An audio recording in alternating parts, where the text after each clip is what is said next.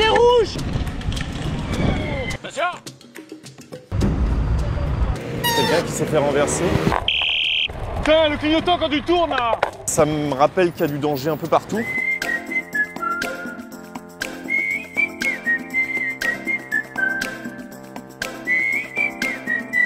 En avril 2018, j'ai eu juste ici ce qu'on appelle un accident de portière. Ça s'est fini avec une commotion au cerveau, des trous de mémoire, une main toute déformée et des gros bleus.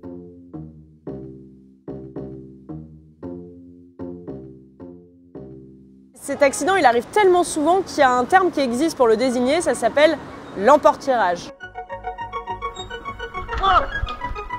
Nom de Dieu! Et du coup, maintenant, pour éviter les portières, j'ai tendance à rouler un peu différemment. Loin des voitures stationnées. Et la loi l'autorise pour se mettre en sécurité sur des voies limitées à 50 km/h ou moins. Après, les cyclistes ne sont pas les seuls à devoir faire attention.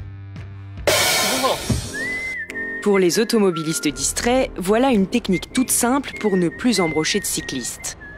L'ouverture à l'hollandaise. L'ouverture à l'hollandaise. En gros, il suffit d'ouvrir la porte avec la main droite tout en tournant ses yeux vers la chaussée. Là, on vient de voir le problème avec la portière. Mais c'est loin, très loin d'être le seul danger en ville. Tout au long de cette vidéo, nous allons tenter d'identifier ces risques et comment les éviter. Voilà, je sais pas ce qu'il va faire s'il va ouvrir sa portière, donc tu te décales. Lui, c'est Altis, un cycliste youtubeur qui se méfie autant que moi des portières.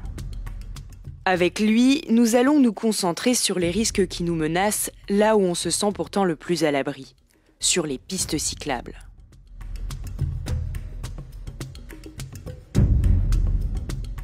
Moi, mon plaisir dans Paris, c'est la rapidité, la mobilité. En vélo, on est vraiment, quand on roule bien, à 30 minutes de chaque endroit de Paris. Après plusieurs accidents et un délit de fuite, Altis s'est mis à filmer tous ses trajets, pour ensuite partager et analyser ses parcours sur sa chaîne YouTube.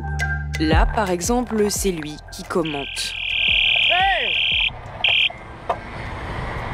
Le feu rouge! Et donc, le feu il est rouge et alors? Il est rouge pour vous, vous n'allez pas sur la piste cyclable, madame? Ça permet aussi de, quelque part, un petit peu se modérer, éviter d'être, on va dire, agressif envers les autres usagers, parce que c'est quelque chose qui me tient vraiment à cœur. Donc c'est parti, on va aller se faire une petite balade. Dès le début, il faut faire attention aux piétons, qui restent prioritaires sur la piste cyclable et peuvent surgir sans prévenir. C'est le gros danger, c'est les piétons qui vont traverser sans forcément regarder. Au bout de la rue, un triste rappel du danger de certaines intersections. Sérieux là? C'est quelqu'un qui s'est fait renverser. Ça a l'air d'être un Vélib, surtout que le mec est en plein milieu de la route. Ouais, manifestement la voiture qui n'a pas respecté le cédé-le-passage, je pense, d'après ce qu'on voit. Après vérification avec un témoin, il s'agit bien d'une voiture qui n'aurait pas respecté le cédé-le-passage et percuté ce Vélib. Pour vous repérer sur ces intersections à risque, veillez à bien vérifier le marquage au sol et surtout à anticiper. Et là c'est parti, on va dans le nord. En route vers le nord, on va trouver un grand classique. Voilà, une voiture bien garée, nickel, qui forcément nous met en danger. Il faut anticiper donc ce qui peut nous arriver en face. Ah, en plus on se retrouve avec un combo là, on se retrouve avec deux de suite qui sont sur la piste. Il faut se mettre à la place des livreurs, mais il faut qu'ils fassent quand même un petit peu attention aux cyclistes en se décalant sur le côté. Donc là, c'est céder le passage, mais bon, c'est pas grave, ça coûte rien de freiner un petit peu. Dès qu'on arrive à un carrefour, de toute manière, il faut être capable de s'arrêter, quoi qu'il se passe. Ah, et puis on n'en a pas croisé ce jour-là, mais n'oublions pas le traditionnel scooter-squatteur de piste. Avec un combo camion en plein milieu ici, Pour les vélos ici! une moto en contresens en travers du chemin, Attention putain! voire encore plus original ici. Malgré tout, la piste cyclable reste votre allié numéro 1 contre le danger. Et ce n'est pas Louis Belenfant de l'association Mieux se déplacer à bicyclette qui dira le contraire. Une des premières sécurités pour les cyclistes déjà, c'est les séparer des flux automobiles. Là en l'occurrence on n'est pas du tout séparés, on est sur une bande cyclable. C'est pas du tout sécurisé, c'est très désagréable et rien qu'avec un séparateur physique déjà on se sentirait mieux protégé des voitures. Là, on est à l'abri et ça, c'est vraiment le meilleur moyen déjà de sécuriser les cyclistes. Ce décalage de sécurité entre piste et chaussée se retrouve aussi dans les chiffres.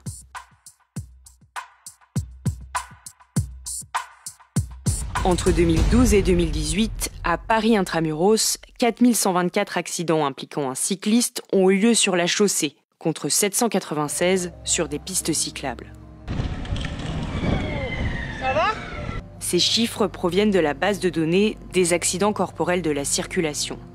On apprend ainsi que sur les 28 cyclistes tués entre 2012 et 2018, 46% sont morts dans une collision avec un engin lourd, que ce soit un bus, un gros véhicule utilitaire ou un poids lourd avec ou sans remorque.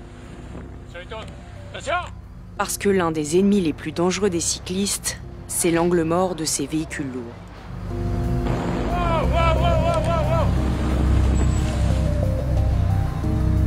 Un camion ne voit rien ou presque autour de la cabine surélevée, sur les côtés et derrière la remorque.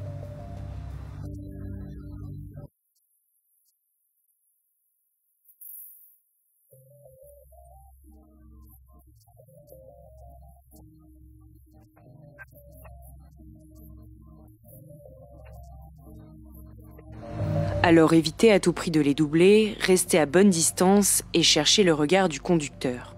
Des précautions simples pour éviter les drames. Juste pour l'information des députés, je viens d'apprendre une triste nouvelle. On a eu un accident dans la rue de l'Université. Une jeune collaboratrice d'une de nos députées, Madame Dubié, a été renversée et elle est décédée. Armelle Cizeron a été tuée à 29 ans, le 20 avril 2018. Elle a été fauchée par un camion à quelques mètres de l'Assemblée nationale, son lieu de travail. Elle était la collaboratrice de la députée Jeannine Dubié. Le 20 avril, j'étais dans l'hémicycle à 9h30 et un huissier est venu me dire de sortir et en sortant, j'ai appris que Armelle avait eu un accident. Le camion tournait à gauche et il l'a happée, voilà, et elle est décédée sur le coup. Je me suis dit, mais là, il faut prévenir ses parents. Et donc, j'ai appelé son papa. Parce que je ne pouvais pas imaginer que ce soit quelqu'un d'autre. Je voulais pouvoir le faire moi, avec tout le chagrin que j'avais. Armelle, elle fait partie de mon histoire de parlementaire. Après l'accident d'Armelle, l'élu a soutenu 2 amendements pour prévenir ces drames d'angle mort. Et donc, c'est cet amendement qui a été introduit. Cet amendement oblige désormais les poids lourds à afficher des autocollants qui indiquent la présence d'un angle mort. Mais c'est tout. Qui est contre? Un autre amendement n'a jamais vu le jour. Il est rejeté. Il permettait pourtant au maire d'interdire partiellement la circulation de certains poids lourds en ville. Ceux non munis d'un dispositif de détection de piétons et cyclistes dans l'angle mort.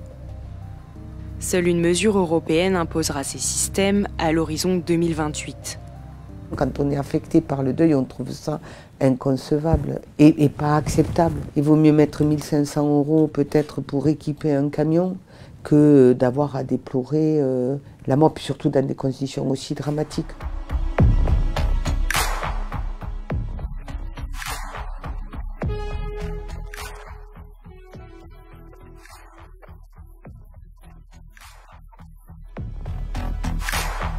Le cycliste, la victime, elle ne peut pas tout. Il y a un moment donné, il y a plein de solutions qui n'ont pas été essayées. Aujourd'hui, la seule solution qu'on propose, c'est de mettre un sticker « Attention, angle mort » sur les poids lourds. C'est un peu comme si on faisait rentrer un éléphant dans un magasin de porcelaine et qu'on criait « Attention, éléphant », il y aura quand même de la casse. Une bonne nouvelle guette néanmoins les cyclistes parisiens, si les infrastructures continuent à s'améliorer. Plus les vélos seront nombreux, plus ils seront visibles par les autres usagers et plus les risques vont diminuer. Ça s'appelle la sécurité par le nombre.